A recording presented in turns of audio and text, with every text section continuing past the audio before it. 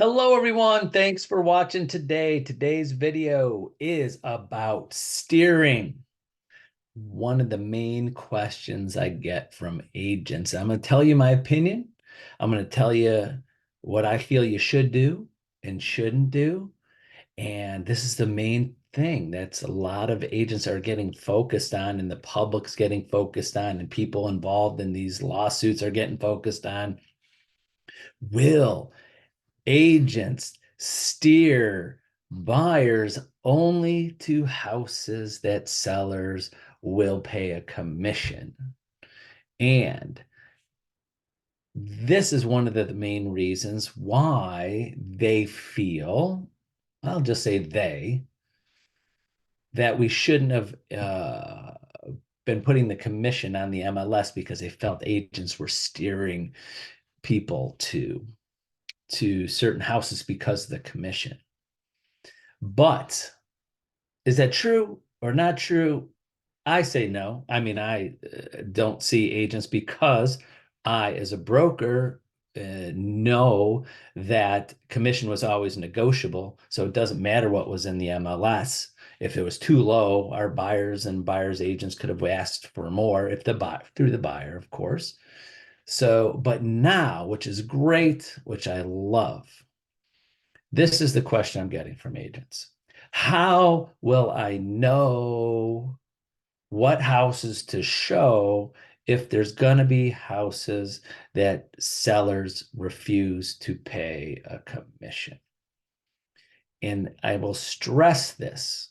And of course, I get into the steering. Should I only show them properties when a seller, if I call up the other agent, this agent says, yes, my seller's willing to pay X, then I'll show them that house. If a listing agent says, nope, my seller's not paying anything, then should I not show that house? And here's the answer. Here's the answer from me on this. And this is the key thing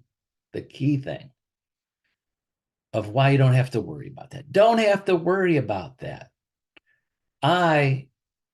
In way I train agents and I suggest to agents is remember, you are going to have a buyer's agreement with a buyer before you show property. Imagine you meet a buyer today, showing, and then you have an agreement with that buyer, buyer's agreement. This is what my services are. This is what I charge. And this is how I will get paid. And you have that conversation. Like I've said before, I charge this. And how, Mr. and Mrs. Buyer, do you want to pay me? Do you want to pay me? Do you want to split it with the seller and negotiate with the seller? Or do you want to include it with the purchase price and include it with your offer and ask the seller to pay you? It's negotiable. It's negotiable, but the buyer gets to decide. A buyer, and I don't care, I know I'm not an attorney, I'm not making laws, but do I ever see a time where they say because I've agents ask me this, is it against the law for sellers to pay buyers agents? No, it's not. My opinion, it will never be. My opinion, it will never be. How can they ask buyers what they can and cannot ask from a seller? They can't. Is my opinion. Again, I'm just keep on saying that when they can't. A buyer says, I want you to paint your house purple and turn it upside down. And the seller says, yes, do it. They can do it. If a buyer says, sorry, other than the loan, the buyer says, I'm buying your house for this, and I want to give me that money back to do whatever I want with. Can you do that? Yes. Depends upon your loan. If a buyer says, I'm buying this house cash and I want you to give me this, that, build another addition, throw some new carpet in, build me a garage. I want your vacuum cleaner and your tractor and your boat, and I'm paying cash, it can be included. Far as I see, the law of 30 years in real estate. Now there's a loan on it. There's mortgage and loan restrictions because you're getting a mortgage on it, and chattel and too much seller credit that could affect values, all that kind of stuff. But if you're buying cash, far as I know, you can do whatever you want. So within reason. I mean, I'm sure there's things, but I'm thinking about basic things. But if a buyer says, I want sellers, I'm not going to buy a house. I don't want to come up with the extra money. I want to use this agent and I want to use and abuse my realtor buyer's agent for 6, 8 months, a year, show 300 houses and drive me 1 hour this way, 5 hours this way on holidays and on Mother's Day, on Father's Day. I'm free. I want them to show me houses and they're going to do it for this price. I want the seller. I'm going to make sure the seller pays my agent.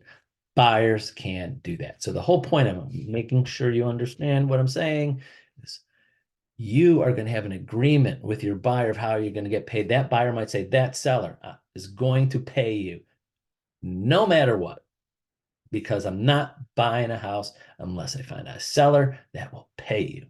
So the point am I getting? Do you need to steer people to houses that you've already agreed to with the buyer?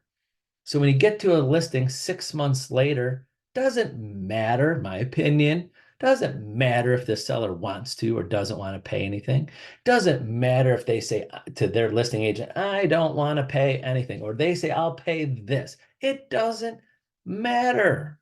What matters is you already have an agreement. You beat them to the punch. You've already have an agreement. But to listing agents out there, to listing agents, please, and buyer's agents, please express this to the listing agent. And let me have a little role play with you. I'm the buyer's agent. Hey, buyer's agent or seller's agent, listing agent. Hey, listing agent, you just got in the picture last night. You just came to the party. Last night, you got a listing. You signed it up. You might have some experience or some history with these sellers. Who knows? But you just started working with these sellers in a listing capacity, active marketing, just last night. This morning, I've been working with these buyers for 6 months. You're the 201st house. We've wrote 20 offers. The amount of work I have into selling, about to sell your seller's home, I can't even add up all. I stopped keeping track of the hours because I just want to help these buyers find a house. So my buyer wrote a buyer's agreement. Is your seller willing to pay a commission? And they go, my seller just listed last night. They're not paying a buyer's agent. Well, just to let you know, my offer's coming in. It's in the offer. My legal opinion again, you have to present that offer. Doesn't matter if the seller says, I don't want this, I don't want that. You have to present it and let the seller decide. And just want to let you know, in the nicest way possible, my buyers want to use all of their extra funds for down payment, for closing costs, for whatever, for fixing up the house, to sending their kids to college. They don't want to come up with the money to pay me. They want to roll it into the price of the house or whatever you want, even way you look at it. They want the seller to pay that. So it's non-negotiable. Non-negotiable. Please don't come back with an offer. Please tell your seller, please give them the history of explain why. And this is what I've said in other videos. Want to explain. Listing agents, you've got to explain to your seller, that you are not paying the buyer's agent just to sell your house. You're not paying them to sell your house. The buyer is asking you, Mr. and Mrs. Seller, to pay their agent for all the work they have done to get them to the point of buying your house. I know, Mr. and Mrs. Seller, you just put your house on the market last night. You just did it last night. But this buyer, you know how many buyer's agent, you know how many hours and money and gas and time and dinners and he's missed with his family, him or her, and to get him to sell your house. That's the way you got to look at this. That's all. They're not, it's kind of like when you ask when a buyer asks you to pay their closing costs, the seller knows it's not their costs. It's the buyer's cost. So they know the it's charged to the buyer, but the seller's going to contribute to that. Just like this. This is the buyer's cost. It's his agent that agent has done more work to sell your house than anybody else involved in this transaction. And they want this. And they want you to pay for it and, and included in the sale. Included in the sale. We know this. This is the facts of it. It's included in the sale. So the whole point of this thing, are we going to steer buyers or should we steer buyers? No, no. Everything, which great. What I love about these changes, it's 100% transparent. I'm going to have an agreement with my buyer. That buyer is going to make sure I get paid from somebody, the seller or the buyer or somebody. We've agreed to it. So before we even get to the a listing and show a home to these people, we already know secure. And to buyer's agent now, the first thing a lot of my agents say, or any agent, I speak to so many agents every day about this topic, they say, but what if? Why? Buyer's agents, when you think of that, what if the seller won't pay? Why are you and your efforts and your agreement and what you've agreed to do for the buyer and have in writing, why do you feel that your commission is first on the chopping block? Why? We've been our industry has put us into that. Our industry has put us into that the listing agents, I mean, we're in agreements with our sellers and our buyers. We should not give them a break. They've agreed to it. The sellers agreed to what they're going to pay their agent, and the buyers agreed to what they're going to make sure a buyer agreement has and what the buyer's agent is going to be compensated. And we're going to come together with a sale and everybody's going to agree and it's 100% transparent or as much as it can possibly be. Why do we have to discount ourselves if something's not working right? And why is it the buyer's agent? Again, listen, just in theory, pretend you're not even in real estate. Hey, we have two agents. One's a listing agent, just listed the property yesterday and is charging X. And this buyer's agent just came in, it's been working for 6 months and has countless hours and time. And we can't come to a negotiation and someone thinks they have to discount their commission. Who, from an outsider's perspective, should be the one that lowers their commission? I think no one, because we all agreed. We all agreed. It's in writing. Honor what you agree to. But for some reason, some buyers, agents that I talk to are worried. They're worried that they're still going to have to cut things and lower the value to their services because they're the buyer's agent. Don't, don't. And I'm a proponent of a free market. That's what I love about real estate. You come to the table as a listing agent and you tell them what your services are, all the things that you're going to do, your expertise, your marketing, whatever you have from start to finish. And I charge this, seller signs it. It's fine. Doesn't matter what it is. Could be anything. Could be anything as long as you agree to it and it's fair for all parties and you're not going crazy and taking advantage of someone that maybe is very, very ignorant to the world and life.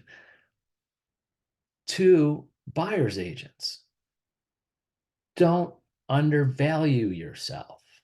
We all know, we all know. Well, I know 99.9% guaranteed no. Buyer's agents are 100% needed. They are. I've seen it for 30 years. We've been in all kinds of markets. Buyer's agents will always be needed. Secondly, right under that percentage, will buyers start paying their agents? No. Out of their pocket? No. They won't. Example, if you go to, and I've used this in other videos, sorry for saying it again. If example, some people are like, oh, it's going to be people with money. No, go to a Mercedes dealership, talk to car dealerships, Lincoln, Cadillac, Ferrari, whatever. Ask them, do you have people with money to come in? Yes.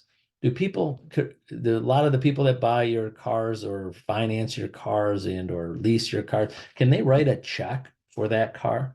Yes. Do they? No. What do they do? What's your lowest down?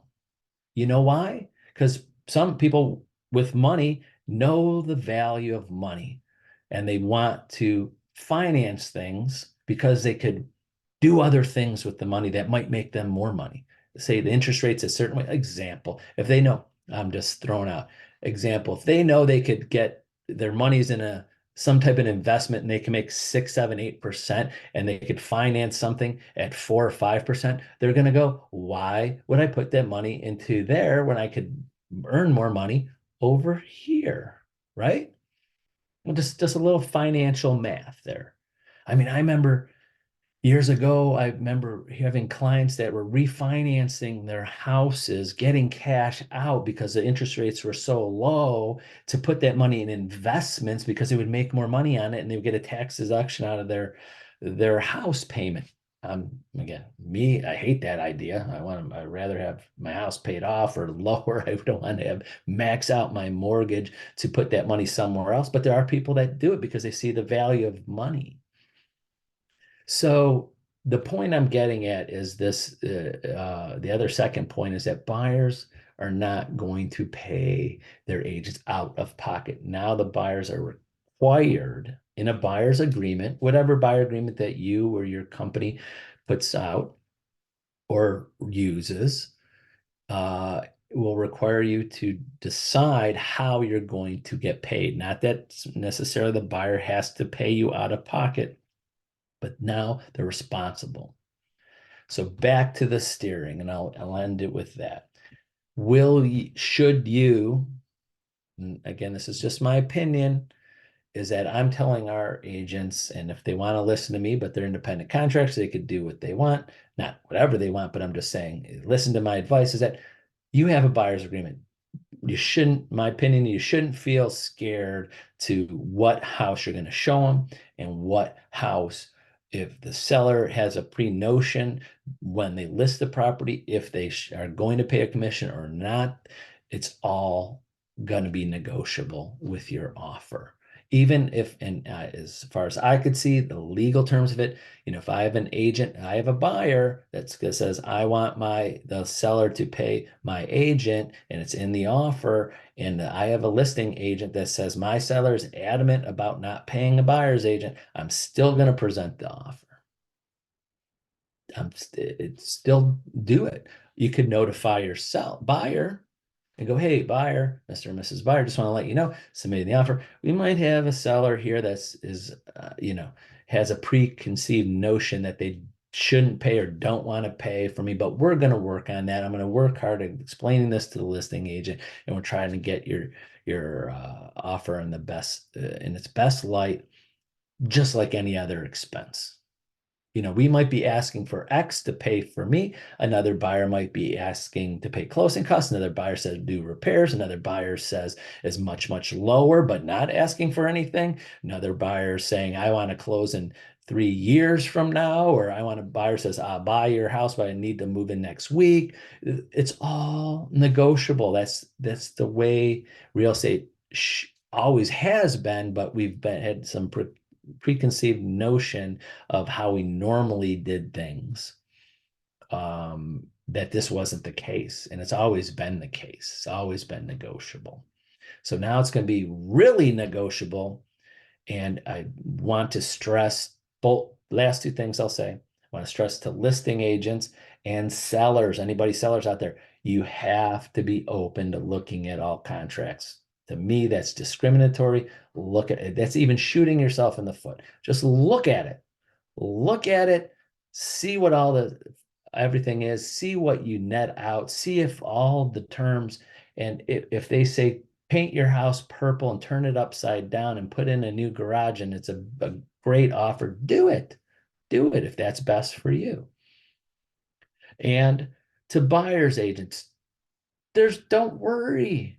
Don't worry you about your commission after you sign a buyer's agreement. It's already, if you have a buyer agreement for a certain period of time, or it could be per house. Like I've had agents say, well, what happens if someone just wants me to show them this house, these 5 houses they don't want to sign on for me for 8 months? Then make the agreement for those houses and for a specific period of time and what you want to get paid on those houses for your services if they choose to buy those. And it's negotiable. You get to pick that. You get to pick that. As far as I can see, there's no way, anyway, in my legal opinion, that someday they're going to say to us as realtors, we don't have a right to charge a certain dollar amount or certain percentage. We are. It's a free market. I'm offering a service. This is what I charge. And if you agree to sign an agreement with me, and it's 100% transparent of what I charge for my services, it's fine. I don't know how they would ever change it. That's why I've been really putting out there that we have not agreed to any reduction in how much we charge.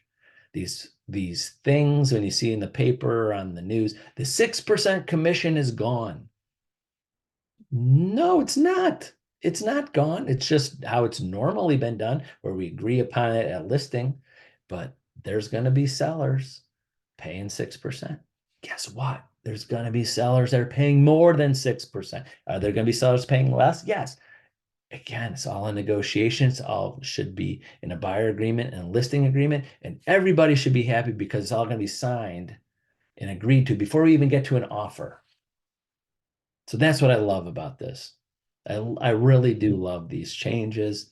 I think it's going to be best for everybody. It's going to be best for buyers. It's buyers and buyers agents. It's going to be best for sellers. They get to decide too. The buyer gets to decide.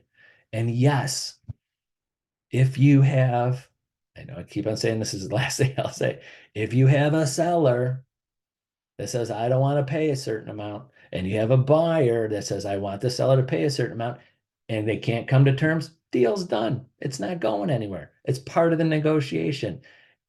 No one has to lower their commission. No one has to cut costs. It's just part of the agreement. It's just part of the agreement. So don't be worried. Don't be worried. It's going to work out great. Please use me as a resource. Even when these changes come to terms, and I've been telling this to all of my agents, is everyone I could talk to, as many of the 500 plus agents I could talk to, is that I will get on the phone with a listing agent if you have a misunderstanding. I will get on the phone with a buyer's agent if there's a misunderstanding of what the changes are and what should happen and shouldn't happen. I'm fine, love doing it. Because if you're watching this video, I appreciate it because you want to learn and you want to see what other people are saying. There are going to be so many agents that are not paying attention because they just don't pay attention. They don't do much business. They only ask questions when it's time to ask questions, and then things come up. It does. I've been doing this 30 years.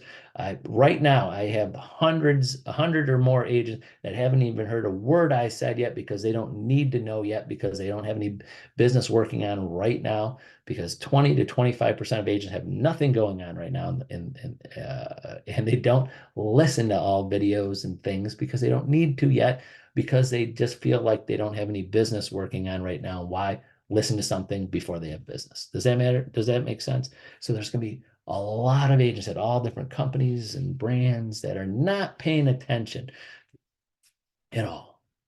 And when these things happen, I can't wait.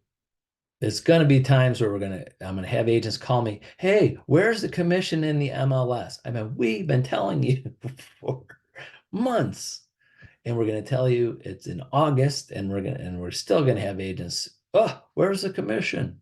And we're going to have to explain all this again. So to any agent out there that doesn't know what's going on, and you see this video and you don't have that management or broker or support in your office that is knowledgeable about everything that's happening, call me. I'm happy to help. I don't mind. I have many, many, many, many agent friends at companies all over Ohio and across the country that we talk. It's our industry. We should talk. If we have to have things to discuss or teach each other or suggest each other, why not talk? So that's it. Now I'm done. All right. Thanks for watching the long video. Just want to get that point across because it's a question that comes up, and I hope I answered it for you. All right. Have a great day. Bye-bye.